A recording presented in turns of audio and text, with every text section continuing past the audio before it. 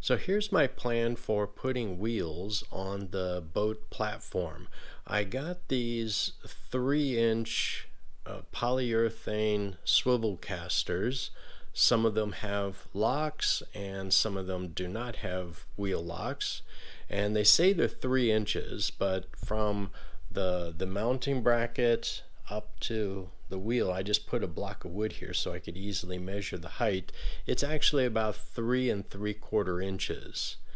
And here's where I want to mount these. Let me show you over here on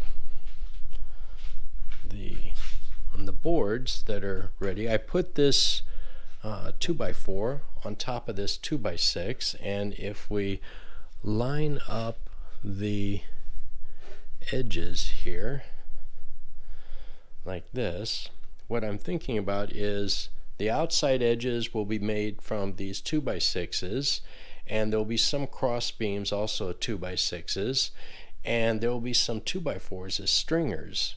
And I can mount these wheels.